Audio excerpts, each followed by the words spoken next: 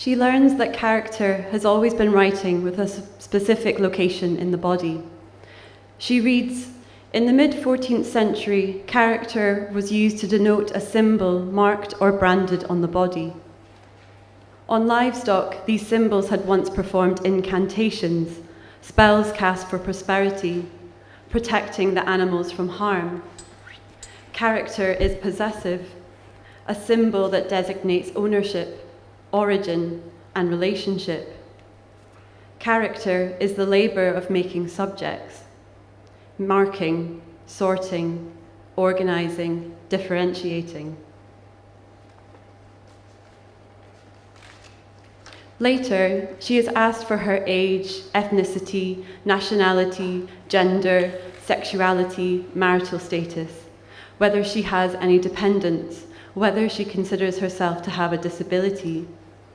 She answers irreverently in spite of the value that will be assigned and extracted from each answer. She wonders what will become of this aggregate of a person that she's just circulated into the world. She wonders if they'll be well received, if she answered correctly. She feels as though there are right and wrong answers. She is asked for her profession, her salary, and whether she can provide the details of someone who can corroborate her story. She is asked for a biography.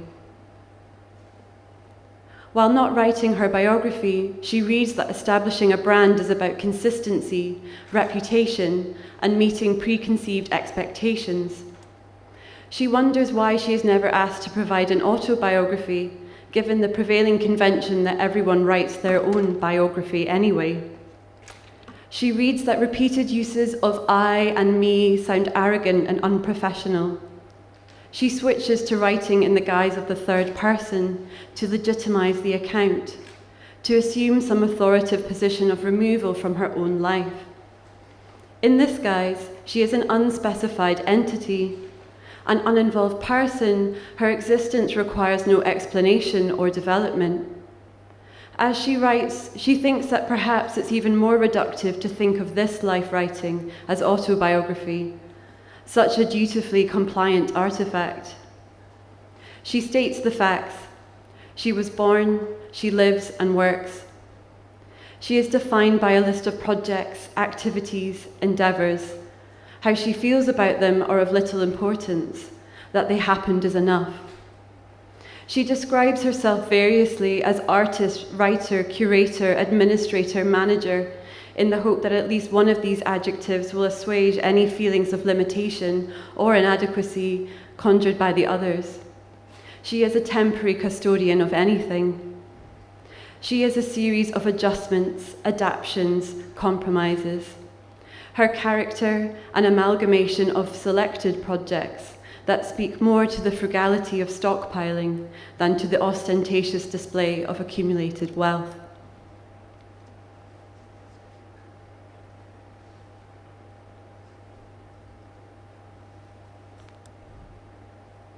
Not writing her autobiography, on the 29th of October, she reads her horoscope and learns that she'll make money from speculative ideas. Her skills are generally inexplicable and poorly defined, yet you notice the author still seems to have a particularly strong investment in her in spite of this. She is aware that you may have your suspicions, that she is just a transparent medium for the projected ideals of others, a mouthpiece.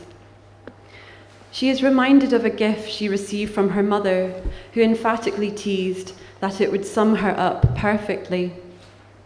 The gift was a ceramic mug decorated with the qualities associated with her zodiac sign: generous, ambitious, proud, vain, clever, loyal, determined, bossy, pushy, courageous, expressive, friendly, smug, energetic, warm-hearted, noble, creative, blunt, dramatic, lofty. She is unsure which adjectives she should take as compliments and which she should understand as criticism. Her reaction was as her mother predicted, a typical Leo. She thinks that conforming to type is like a form of forecast, a conjectured estimate of future course. Certain behaviours, reactions are anticipated, expected, and desired of her. Life writing unfolds as a script that she performs with the most mundane virtuosity.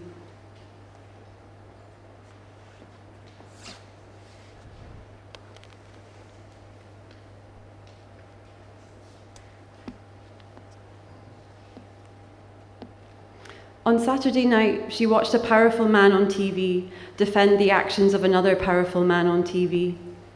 All he would say on the matter is that the man is not his work.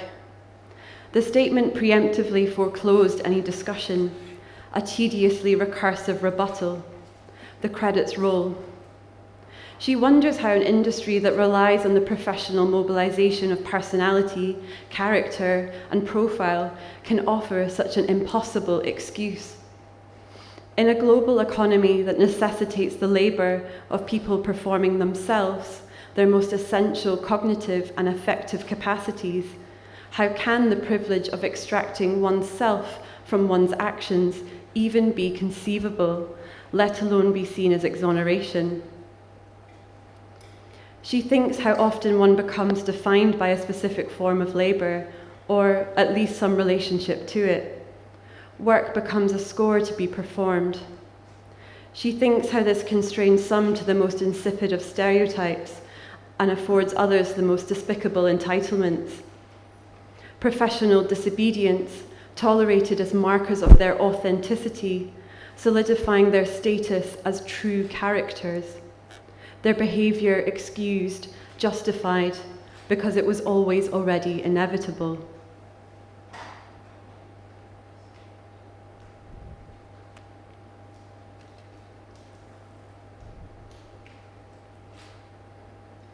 She returns to her reading. She learns of a stock character from Italian theatre, the Zani.